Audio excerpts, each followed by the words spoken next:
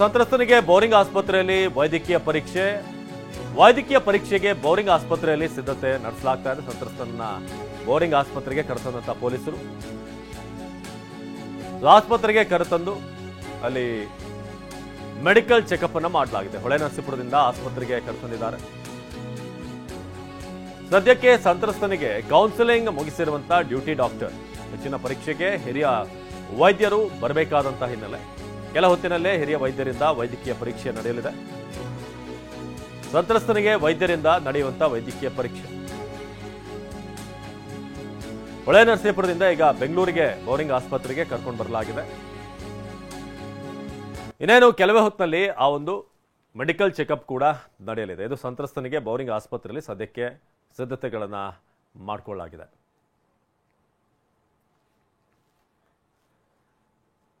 ಇನ್ನು ಸೂರಜ್ ರೇವಣ್ಣ ವಿರುದ್ಧ ಸಾಲು ಕೇಸ್ಗಳು ದಾಖಲಾಗಿದೆ. ಸೂರಜ್ ರೇವಣ್ಣ ವಿರುದ್ಧ ಹಲವು ಸೆಕ್ಷನ್ಗಳ ಅಡಿಯಲ್ಲಿ ಪ್ರಕರಣ ದಾಖಲಾಗಿರೋದು.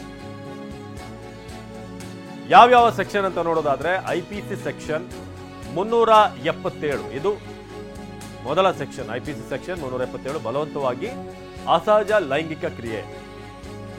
ಹಾಗೇನೆ ಐಪಿಸಿ ಸೆಕ್ಷನ್ 342 ಅಕ್ರಮವಾಗಿ ಬಂಧನದಲ್ಲಿಟ್ಟು ಅತ್ಯಾಚಾರ, ಇದು ಎರಡನೇ ಸೆಕ್ಷನ್.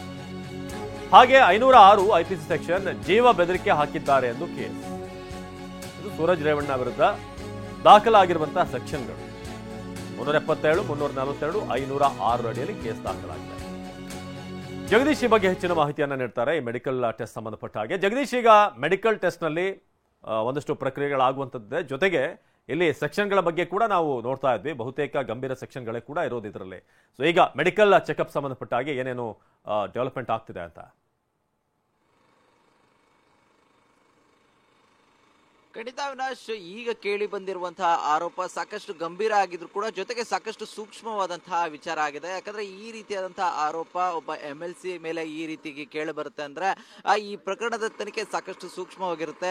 ಜೊತೆಗೆ ಈ ಪ್ರಕರಣದಲ್ಲಿ ಈಗ ಕೇಳಿ ಬಂದಿರುವಂತಹ ಆರೋಪ ಏನಿದೆ, ಆ ಆರೋಪಕ್ಕೆ ಸಂಬಂಧಿಸಿದಂತೆ ಸಾಕಷ್ಟು ವಿವರವಾಗಿ ಏನು ಆ ಸಂತ್ರಸ್ತ ನೀಡಿದಾನೆ ಮಾಹಿತಿ, ಆ ಮಾಹಿತಿಗಳನ್ನ ಆಧರಿಸಿಕೊಂಡು ನಿನ್ನೆ ಒಂದು ವಿಚಾರಣೆ ಮಾಡುವಂತಹ ನಿಟ್ಟಲ್ಲಿ ಕೂಡ ಏನು ಹಾಸನ ಸೆನ್ ಪೊಲೀಸ್ನಲ್ಲಿ ಪೊಲೀಸರು ಕೂಡ ಮುಂದಾಗಿದ್ರು. ಆದ್ರೆ ಈ ಸಂದರ್ಭದಲ್ಲಿ ಸಿಕ್ಕಂತಹ ಮಾಹಿತಿಗಳ ಆಧಾರದಲ್ಲಿ ಸತತವಾಗಿ ನಿನ್ನೆ ವಿಚಾರಣೆ ಮಾಡಿದಂತಹ ಪೊಲೀಸರು ಕೂಡ ಏನು ಈಗಾಗಲೇ ಸೂರಜ್ನ ವಶದಲ್ಲೇ ಇಟ್ಕೊಂಡು ಮತ್ತೆ ವಿಚಾರಣೆಯನ್ನ ಮುಂದುವರಿಸುವಂತಹ ನಿಟ್ಟಲ್ಲಿ ಒಂದು ಪ್ರಕ್ರಿಯೆ ಕೂಡ ನಡೆಸಲಾಗ್ತಾ ಇದೆ. ಮತ್ತೊಂದು ಕಡೆ ಈಗಾಗಲೇ ಏನ್ ಆರೋಪ ಮಾಡಿದಂತಹ ಏನು ಸಂತ್ರಸ್ತ ವ್ಯಕ್ತಿ ಇದ್ದಾನೆ, ಈ ರೀತಿಯಾಗಿ ನನ್ನ ಮೇಲೆ ಅಸಹಜವಾದಂತಹ ಒಂದು ಲೈಂಗಿಕ ದೌರ್ಜನ್ಯ ಮಾಡಿದ್ದಾರೆ ಅನ್ನುವಂತಹ ಒಂದು ಆರೋಪವನ್ನ ಮಾಡಿದ್ರು. ಅದಕ್ಕೆ ಸಂಬಂಧಿಸಿದಂತೆ ಒಂದು ವೈದ್ಯಕೀಯ ಪರೀಕ್ಷೆ ಕೂಡ ಅಗತ್ಯವಾಗಿರುತ್ತೆ. ಯಾಕಂದ್ರೆ ಆತ ಕೂಡ ಉಲ್ಲೇಖ ಮಾಡಿರ್ತಾನೆ, ನನಗೆ ಸಾಕಷ್ಟು ಈ ರೀತಿಯಾಗಿ ಒಂದು ಸಮಸ್ಯೆಗಳನ್ನ ಮಾಡಿದ್ದಾರೆ, ಈ ರೀತಿಯಾಗಿ ನನ್ನನ್ನು ಕರೆಸ್ಕೊಂಡು ಈ ರೀತಿಯಾಗಿ ನನ್ನ ಅಕ್ರಮ ಬಂಧನದಲ್ಲಿ ಇಟ್ಕೊಂಡು ನನ್ನ ಮೇಲೆ ಈ ರೀತಿಯಾಗಿ ಒಂದು ದೌರ್ಜನ್ಯ ಮಾಡಿದ್ದಾರೆ, ಜೊತೆಗೆ ನನಗೆ ಬೆದರಿಕೆ ಕೂಡ ಹಾಕಿದ್ದಾರೆ ಅನ್ನುವಂತಹ ವಿಚಾರವನ್ನ ಕೂಡ ಉಲ್ಲೇಖ ಮಾಡಿದ್ದಾರೆ. ಇದು ಈ ಸಂಬಂಧವಾಗಿ ಈಗಾಗಲೇ ಆ ಸಂತ್ರಸ್ತ ವ್ಯಕ್ತಿ ಏನಿದ್ದಾನೆ ಆತನಿಗೆ ಒಂದು ವೈದ್ಯಕೀಯ ಪರೀಕ್ಷೆಗೆ ಒಳಪಡಿಸಬೇಕಾಗುತ್ತೆ. ಈಗಾಗಲೇ ಆತ ತನಗೆ ಒಂದಿಷ್ಟು ಬೆದರಿಕೆ ಇದೆ, ನನಗೆ ಸ್ವಲ್ಪ ಆತಂಕ ಇದೆ ಅನ್ನುವಂಥ ನಿಟ್ಟಲ್ಲಿ ಪೊಲೀಸರಲ್ಲಿ ಒಂದು ಮನವಿಯನ್ನ ಕೂಡ ಮಾಡ್ಕೊಂಡಿದ್ದ. ಆ ನಿಟ್ಟಲ್ಲಿ ನಿನ್ನೆ ರಾತ್ರಿ 2 ಗಂಟೆಯ ಸುಮಾರಿಗೆ ಹೊಳೆನರಸೀಪುರ ಪೊಲೀಸರು ಬೆಂಗಳೂರಿನ ಬೋರಿಂಗ್ ಆಸ್ಪತ್ರೆಗೆ ಆ ಸಂತ್ರಸ್ತನನ್ನ ಕರೆದುಕೊಂಡು ಬಂದು ಒಂದು ವೈದ್ಯಕೀಯ ಪರೀಕ್ಷೆಯನ್ನ ಮಾಡಿಸುವಂತಹ ನಿಟ್ಟಲ್ಲಿ ಕೂಡ ಮುಂದಾಗಿದ್ದಾರೆ. ಅಂದ್ರೆ ಈಗಾಗಲೇ ಏನು ಈ ರೀತಿಯಾದಂತಹ ಒಂದು ಅಸಹಜ ಏನೊಂದು ಲೈಂಗಿಕ ದೌರ್ಜನ್ಯ ಪ್ರಕರಣಗಳಿರ್ತವೆ.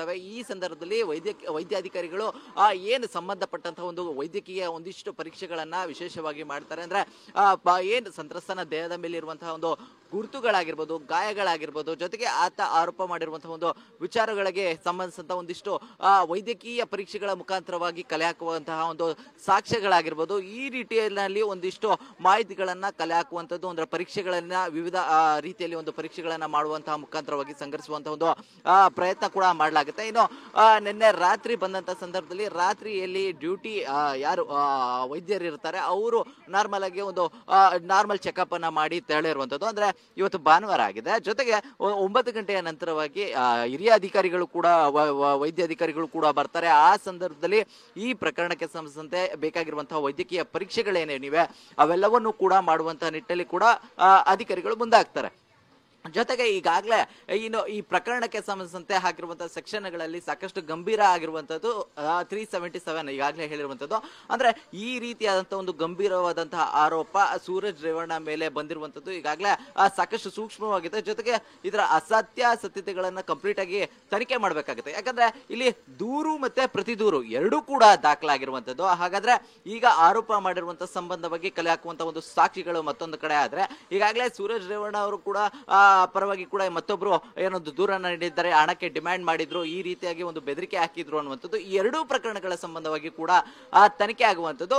ಹೀಗಾಗಿ ಪೊಲೀಸರು ಈ ಪ್ರಕರಣದ ಸತ್ಯ ಅಸತ್ಯತೆಗಳೇನು ಅನ್ನುವಂಥದ್ದು ಎರಡೂ ಆಯಾಮಗಳಲ್ಲಿ ಈಗಾಗಲೇ ತನಿಖೆ ಮಾಡ್ತಾ ಇರುವಂತದ್ದು. ಜೊತೆಗೆ ಈ ಪ್ರಕರಣದ ಗಂಭೀರತೆಯನ್ನ ಅರ್ಥಕೊಂಡು ಸರ್ಕಾರ ಏನು ತನಿಖಾ ತಂಡ ಮುಂದಿನ ಏನು ಈ ಹಿರಿಯ ಪೊಲೀಸ್ ಅಧಿಕಾರಿಗಳು ಯಾವ ರೀತಿಯಾದಂತಹ ಒಂದು ತನಿಖೆ ಸಾಗಬೇಕು ಅನ್ನುವಂಥ ನಿಟ್ಟಿನಲ್ಲಿ ಕೂಡ ಒಂದು ನಿರ್ಧಾರವನ್ನ ಕೂಡ ಮಾಡಿದ್ದಾರೆ. ಈಗಾಗಲೇ ಏನ್ ಸಂತ್ರಸ್ತನನ್ನ ಬೋರಿಂಗ್ ಆಸ್ಪತ್ರೆಗೆ ಕರ್ಕೊಂಡ್ಬಂದು ಒಂದು ವೈದ್ಯಕೀಯ ಪರೀಕ್ಷೆಯನ್ನ ಮಾಡಿಸುವಂತಹ ನಿಟ್ಟಲ್ಲಿ ಕೂಡ ನಿರ್ಧಾರ ಆಗಿರುವಂತದ್ದು. ಅಂದ್ರೆ 9 ಗಂಟೆಗೆ ವೈದ್ಯಾಧಿಕಾರಿಗಳು ಬಂದು ಪರೀಕ್ಷೆ ಕೂಡ ಮಾಡುವಂತದ್ದು. ಅವಿನಾಶ್, ಧನ್ಯವಾದ ಮಾಹಿತಿಗಾಗಿ ಜಗದೀಶ್.